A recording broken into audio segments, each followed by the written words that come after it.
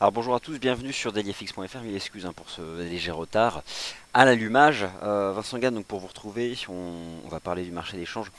Une semaine qui commence avec de l'aversion au risque, le Royaume-Uni, la Chine, tout un tas d'éléments qui stressent le marché, le yen qui se renforce, la livre sterling qui chute, double top sur le GBP USD, ou encore un euro GBP qui lui confirme les signaux techniques donnés par le momentum la semaine dernière avec cette superbe résolution haussière de biseau descendant sur le RSI D1 de l'euro GBP. La livre sterling s'enfonce donc alors que nous sommes à 10 jours de l'organisation du référendum au Royaume-Uni. Alors je vous laisse prendre connaissance de l'avertissement sur les risques liés au trading. Bon, les sondages continuent, ils n'ont pas été suspendus. Ils le seront probablement quelques jours avant, mais là au contraire ils pleuvent et disent tous et son contraire. Donc celui du courrier international a priori, 55% en faveur du Brexit.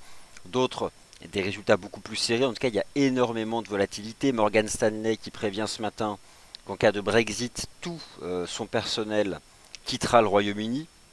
Et un certain nombre de grandes sociétés financières, Londres en gros, hein, la finance, l'hyperfinance à Londres, qui menacent clairement de quitter donc l'Angleterre en cas de Brexit. Alors voilà, donc on commence à rentrer de plus en plus dans une situation tendue. Un certain nombre de banques américaines d'ailleurs s'inquiètent et publient des communiqués à ce sujet-là. Le marché est stressé, je dirais qu'il y a deux dominantes sur le marché des changes. La chute de la livre sterling, qu'on voit à travers la confirmation d'un signal technique haussier donné sur l'euro GBP. La chute du GBP USD.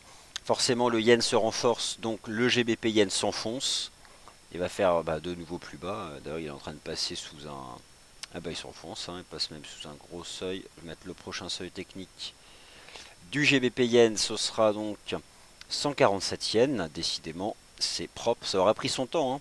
On était dans un range trading, on aura fini par en sortir par le bas. Et la tendance baissière reprend donc sur le GBP yen. Bon, c'est c'est clairement violent, mais en même temps, bon, l'analyse technique avait tendance à quand même suggérer ça, notamment depuis l'avalement baissier dans la partie haute du range, dont les cours sont sortis par le bas en fait dès le 10 juin. Donc voilà, il y a de l'aversion au risque, c'est la dominante.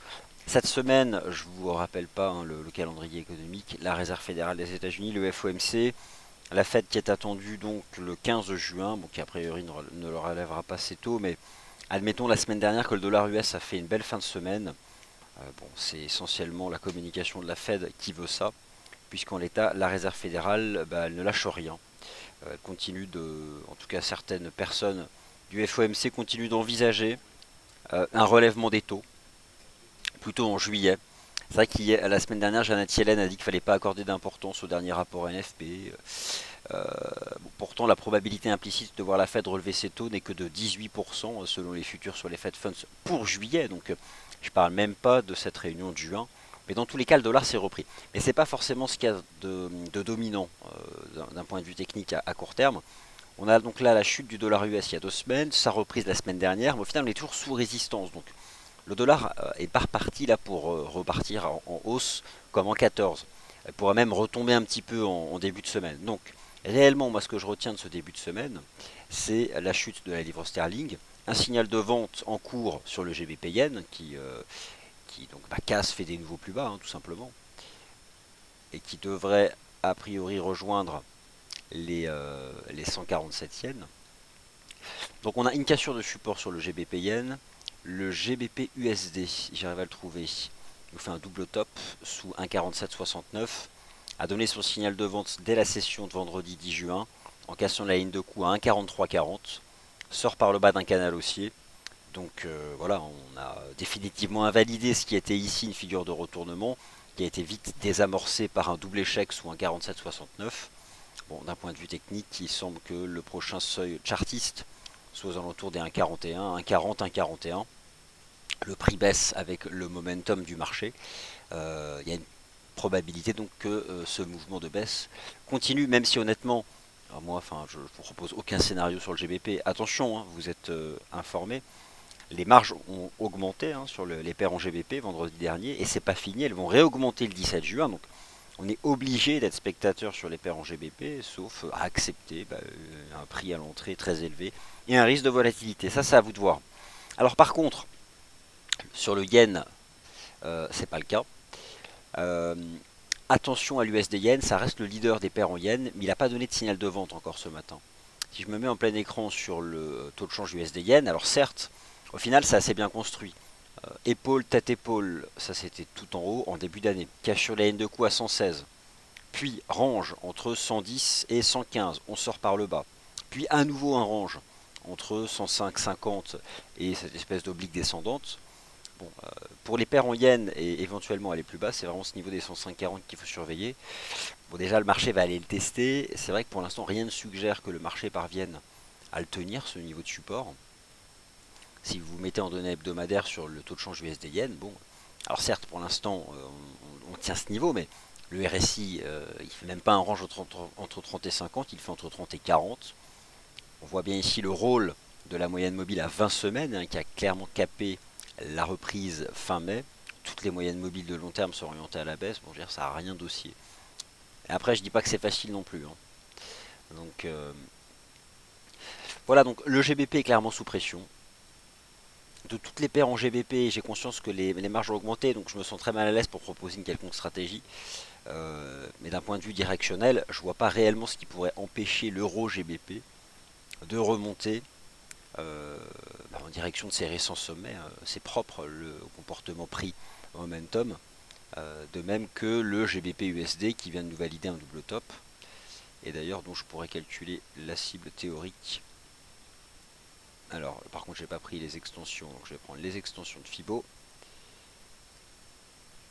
Juste au moins le 0,618, ce qui donne 1,4060. Je pense que voilà, 1,4060 c'est ça même. Voilà, faire du Fibonacci et du chartisme de cette façon-là, alors qu'on sait bien que le marché là est sous pression de la perspective du référendum, n'est peut-être pas la meilleure approche. Alors, une autre façon de se représenter la version risque d'un point de vue chartiste, l'euro yen qui biseautait hein, d'un point de vue chartiste, qui en sort par le bas. Donc ça c'est hyper baissier, c'est super haussier pour le yen. Donc au final, si je devais faire une hiérarchie de tous ces mouvements sur le marché d'échange, pour moi, la première chose à retenir, c'est la force du yen, aversion générale au risque, en lien direct avec le repli d'ailleurs des marchés actions. Puis vient la chute de la livre sterling à 10 jours du prochain référendum sur le Brexit ou le Remain. Vient ensuite le léger retracement haussier du dollar US la semaine dernière, mais qui pour moi ne va pas forcément durer. Surtout que la Fed ne relèvera pas ses taux cette semaine. Alors au final, on va se tenir à l'écart du GBP. Le yen, bon, lui se renforce, ok, pourquoi pas.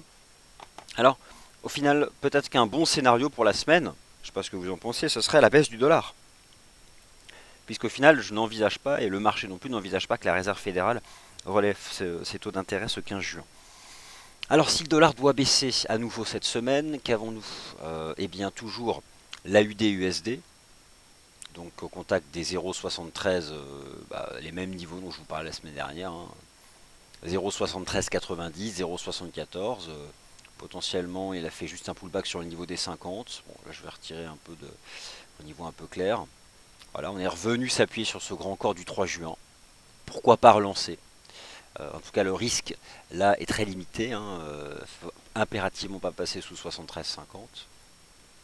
L'euro-dollar, peut-être, en stratégie d'achat. Pourquoi pas Euro-dollar en stratégie d'achat qui rebondit à proximité des 1,1215. Bon, c'est violent en même temps, mais pourquoi pas. Ça reste ce range, hein, on peut parfaitement rester dans ce range-là. Et si la Fed relève pas ses taux, ça va remonter. Et la Fed, elle relèvera pas ses taux ce mercredi.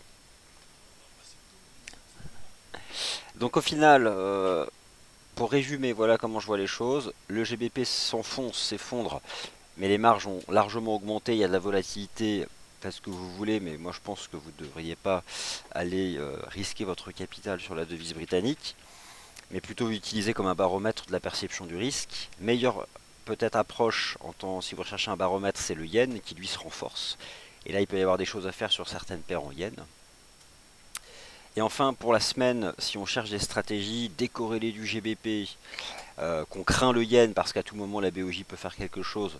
Revenons-en finalement à quelque chose d'un peu plus stable peut-être, le dollar US.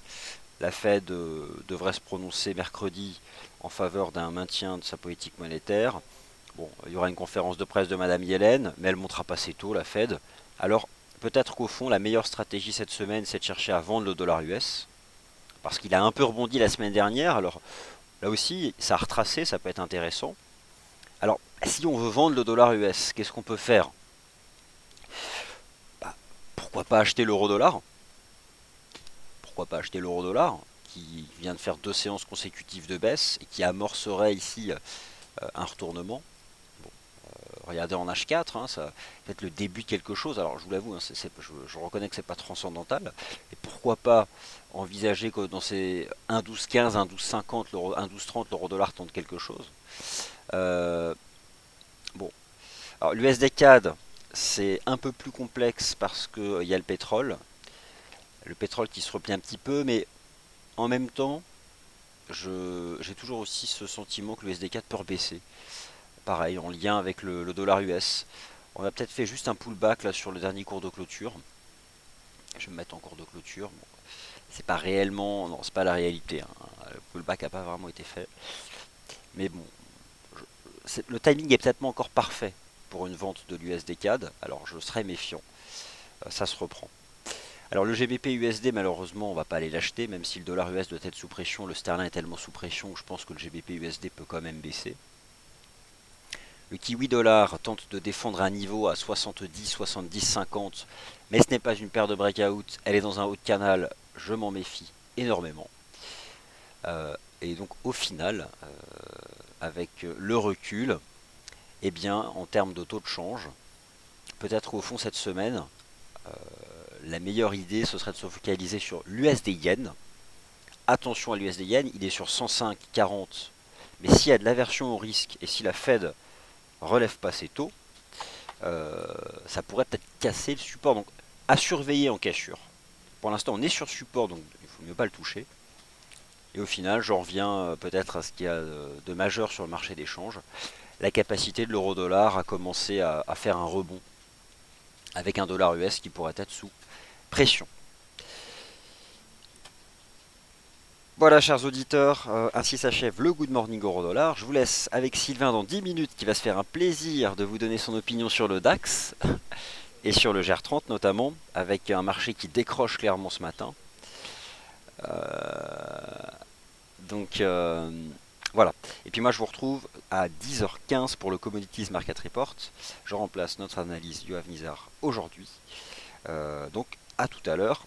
10h15 pour les matières premières justement et quelque chose de plus précis sur les devises matières premières. Merci de votre attention et n'oubliez pas le rendez-vous de la Réserve fédérale ce mercredi.